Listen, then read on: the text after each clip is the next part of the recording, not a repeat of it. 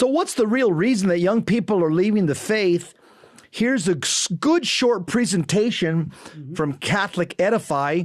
Mr. Engineer, can you play the clip? Would you believe me if I told you that the large decrease in faith and church attendance is driven by the decline of marriage? That the plummeting number of people in the pews and decline of faith in Jesus is because too many young people grow up without married parents?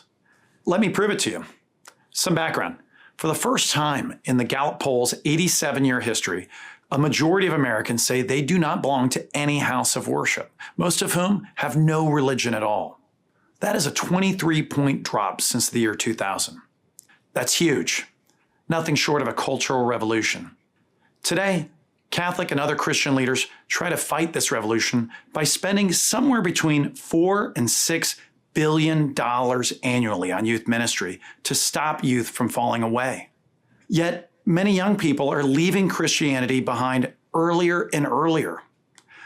A study of former Catholics found that 74% left the faith between the ages of 10 and 20, with age 13 being the median age when kids leave.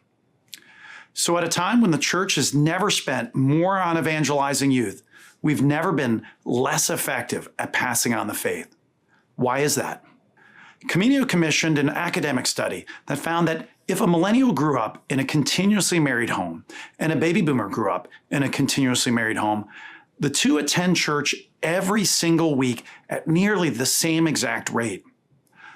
Our analysis of Pew Research data shows that changes in family structure began with the sexual revolution in the 1960s, and the collapse of faith grew as the children of this revolution did. So the collapse of faith is an effect of the collapse of marriage. To put it another way, our churches would largely be full today if Gen X, Millennials, and Gen Z enjoyed the same family structure as baby boomers. So the health of a person's faith is directly connected to the health of that person's family. When there are fewer lasting marriages, there are fewer children with married parents, and a decline in faith always follows. The new evangelization called for by Pope St. John Paul II must therefore be a nuptial movement. None of this should surprise us. The Bible begins and ends with a wedding. God's story of salvation is told as a spousal love story. This is why the enemy has sought to destroy the marital embrace. From 1970 to today, there's been a 61% drop in the number of people getting married. Catholic weddings are down 75% going back to 1970. And churches are not yet engaged in the fight to save the family. While billions are spent on youth each and every year, 85% of all churches and 82% of Catholic parishes spend $0 on marriage and relationship ministry. But here's some good news. In Jacksonville, Florida, my organization coordinated an ecumenical project to strengthen marriages.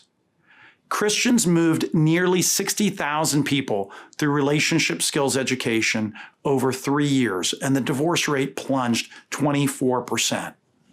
We found that when churches do get involved in this fight, the church can win. So here's what needs to happen. Catholic parishes should evangelize by becoming hubs for healthy relationships, both for single and married people. We can only grow as disciples through living out our vocation. This means marriage ministry must become an essential and standard part of parish life. The culture has broken the very idea and cadence of healthy dating, so much so that few get married. So parish life must build community for the unmarried and leverage existing skills and resources to help form and discern relationships. All Catholics can offer to help their pastor make this a reality. Sister Lucia, one of the children who received the apparitions of Our Lady of Fatima, predicted that the final battle between the kingdom of the Lord and the kingdom of Satan will be about marriage and the family. I think that battle has commenced. Will we, as faithful Catholics, answer the call to fight for marriage? I'm J.P. DeGance of Camino for Edify. God bless him, Jess. Wow. Terry, you know, you've heard about that phrase, "It's the economy stupid," by James Carville back in 1992. Mm-hmm. Well, what we need to say right now from the rooftops is, it's the family stupid. Yeah. This is exactly what's under attack. And I'll tell you, it's, let's compare this to science. If you split an atom, scientists say that it could cause a nuclear explosion and chaos by splitting an atom. Yeah. Well, when you split a husband and wife, you're causing a societal explosion, a societal nuclear explosion and chaos, and we're paying for it. Yeah. Because our secular humanist, moral, relativist society, by their laws, by the legislation, by the Marxist education, they're trying to undermine and harm our marriages and harm our kids. But the Catholic Church gives us the answer. It gives us the divine order by which we can heal and strengthen our families, because we know that Satan attacked marriage and family life in the Garden of Eden by causing Eve to disobey. And through Adam's weakness, he was complicit. Sure. Because Adam he didn't stand up and take charge and protect his wife. Instead, he followed her in her disobedience against God. Well, the same thing's happening today. Satan, in his cunning, in his cunning tricks, he's used his best trick, and he continues to use this strategy against men and women now in the present age. And what does he do? He uses, for example, what's replaced evangelism in Catholicism in many instances under Pope Francis? Social justice. Yep. Social justice has replaced evangelism. And I'll tell you, you and me did a show a while back ago, where it was written by Protestants.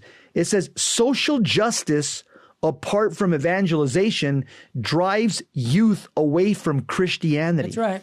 If all you're giving them is help the poor, so it's going to drive them away from Christianity. Yep. And the problem for all these woke Catholics in our church, for them, salvation is the planet, save the planet, climate change, global warming. So the pursuit of saving the planet has replaced the pursuit of saving the soul, Terry. Yeah.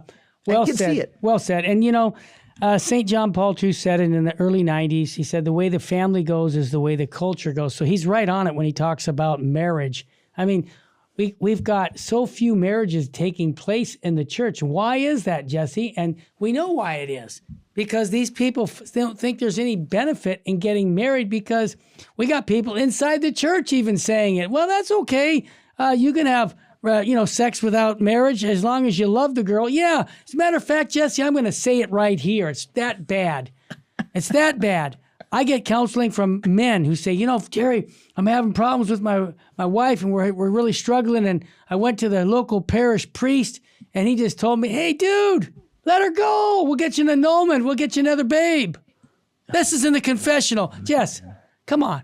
These guys, and these are 2 or 3 priests in my region doing this, and I'm asking myself, what's wrong? I'll tell you what's wrong. How many other places is happening? Yes, and that's why we're not getting. That's why they're not getting the true teachings of the church, and they're doing it with compromise. And compromise is the language of the devil. I'll tell you another problem that we have in Christianity. I don't know about a Protestant, because I'm not a Protestant, but in Catholic Christianity, right. Peter Crave says this. He says, if Christianity is to experience a renewal in North America, it must recapture its essence, its identity. It must return to Jesus. Close quote. Now, this is exactly what we've lost, Terry, and it's as embarrassing to say. Yeah. I've read that some of the encyclicals that have come out from this Pope don't even mention the name Jesus. Of course, 1 or 2 times in a whole encyclical. What's that about? See, this is why we have to ask and pray for the Holy Father to confirm us in our faith, not to water down the faith. I'm sorry, Jesse. I pray for that. At the end of the rosary, everybody says, for the intentions of the Holy Father, I'll tell you right up front. I say, let's pray for the Holy Father to confirm us in our faith. And our Father, Hail Mary, and glory be. And I would recommend that more people do that. And here's another thing that Peter Crave says to evangelize young people. He says, Christians are supposed to fight too.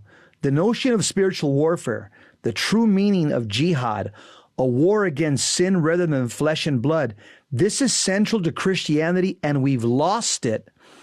And therefore, opposite forces are entering the vacuum. Yeah. Over the weekend in Tyler, Texas, the Satanists, the witches, and occultists went over to Tyler, Texas to consecrate the city. Wow. The good bishop there fought back. Good. He went the night before and he prayed prayers of exorcism with a lot of people. And Awesome. then the next day, a bunch of Catholics and Protestants as well, they went over there and they prayed all day across the street from the Satanists and the occultists that were consecrating the city. Good. But Bishop Strickland was completely, he had their back, in other words. Yeah. That's the way And it so, should be. and when we start realizing that all of life is spiritual warfare. Yeah. And I say that, Terry, I just came from Illinois. I was there for 3 days. I spoke to a packed church of teenagers, one of my talks. They made all the teenagers from the parish come, all of them. And it was packed. Yeah. It was probably, 400 they're hip to hip, shoulder to shoulder. Yeah. I talked for about an hour and 15 minutes on spiritual warfare. The pastor, holy priest, Father Stephen Clark, he told me, I've brought in this speaker to talk to these kids. Yeah. He goes, nobody gets their attention. He goes, they're disruptive. Yeah. They're making noise. He says, you're the first speaker I've brought in that held teenagers' attention for an hour and 15 minutes. Their eyes were like saucers. Their mouth was open. I talked about deep spiritual warfare, the Ouija board. Oh, good. The dangers of opening the door through Charlie. Yep. Through seances. And again, and then of course, then at the end, we had to make a prayer to call Jesus into their life. I had the priests make a prayer to surrender their lives to Jesus. And I said, Father, raise both your hands over as you're saying this prayer. Wow. That is awesome. Folks, don't forget, Our Lady of Fatima said, souls are going to hell because no one is there to pray and make sacrifices. Boy, this is a time when we really need spiritual warfare. Yes, my final question to you, brother, is what state should we be living in? Boy, oh boy, please live in a state of sanctifying grace. Amen. Don't live in a state of mortal sin. Jump into the arms of Jesus Christ. That's what it means to live in a state of grace. Yep. Jump into the arms of Our Lady. That's what it means. That's the only safe place on planet Earth. And again, get holy or die trying. You got it. Don't forget, give your priest our Bishop Sheen's Called and Chosen. It's free. Go to vmpr.org for a download. May God richly bless you and your family. Thanks for supporting us here at Virgin Most Powerful Radio.